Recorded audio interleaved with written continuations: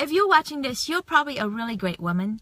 And if you're watching this, you're probably a really great guy. How come two great people look at each other and we can't seem to make a connection? We can't get it on. We can't see beyond the surface stuff. Why is that the case? Hi! This is May. It's Wednesday, and it is Wednesday dating advice and relationship advice.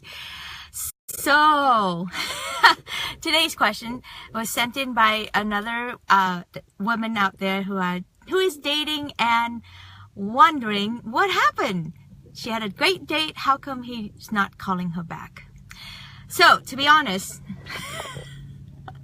I hate these questions. I hate it with a passion. I am just blown away on how intelligent women like us, who are bold and brave and who are doing amazing things in the world, who have children, who have jobs, who have careers, who are building businesses. But when it comes to love, we spend our time wasting thinking about silly questions like this. Like, dude, if you had a great time and he doesn't call back, that means he got distracted with someone else. That means he's not interested. That means whatever. It doesn't matter what it means. It means you move on with your life and just enjoy the great date that you had and create it with someone else, with more, and let go of this bullshit of just sitting there pining for a man. You're too old to be pining for a man. There are way too many great men out there to be pining for them. So don't give it even a second. Like a lot of people had comment in there, delete, move on. There's so many. Pay attention to men who pay attention to you. If a man is into you, it's very obvious, and respond. Let them love you, even if you're not attracted to them. That's the other thing that people, but I don't like them. I'm not attracted to them. Well, that's because you're looking at the outside, all the bullshit caca stuff, all the things that you hate. Like if a man say that about you, oh, I'm not attracted to her, you'd be like offended. You'd be like, but you don't know the inside. You don't know who the real me is. And if you do, you wouldn't feel that way.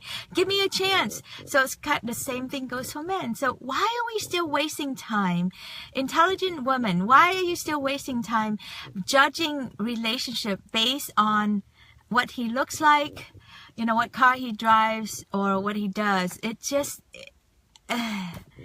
let's find some much better questions to ask ourselves, right? So the questions you should be asking is that, who am I, what do I want, and how do I want to be loved? What would please me right now? What's my desire? How do I create that? Those are much more interesting questions. Don't sit there and think about, try to think, what is the 7 signs that when a man does this, what does it mean? Who gives a shit what it means?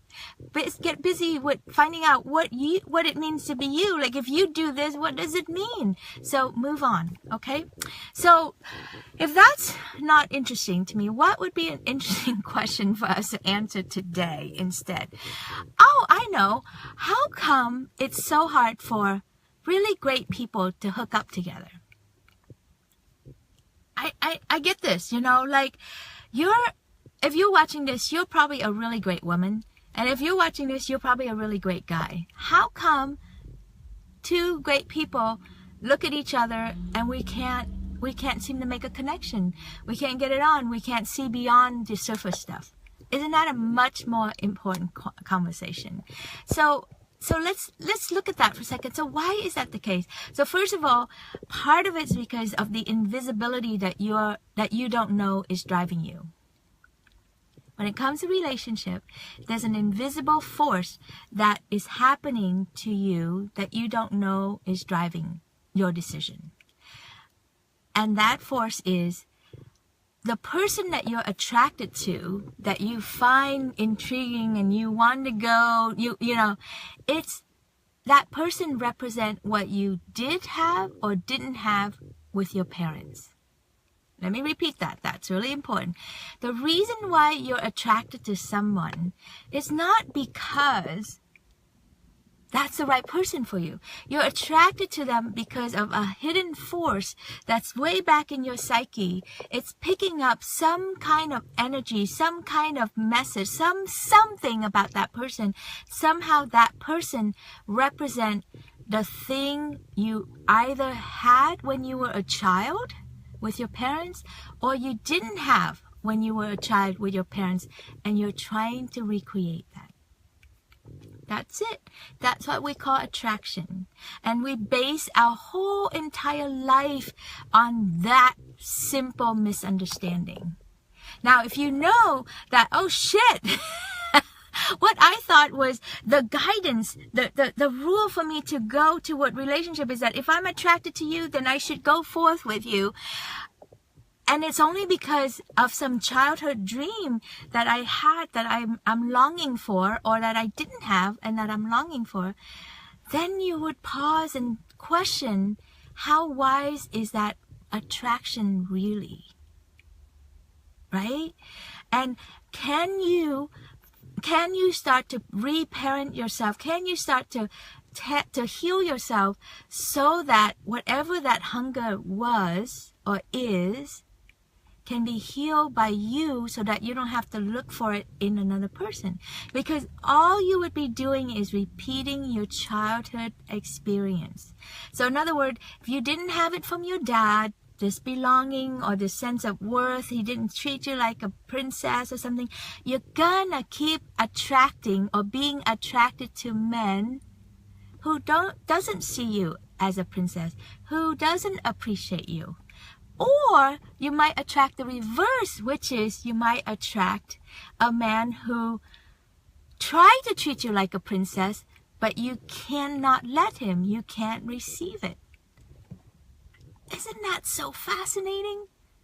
I mean, I should be seeing lots of hearts, lots of thumbs up right now, lots of like, holy shit, mother of God, did you just say what I think you said? Let's cut through this bullshit that have been blinded you all this time of your judgment of what makes a good relationship.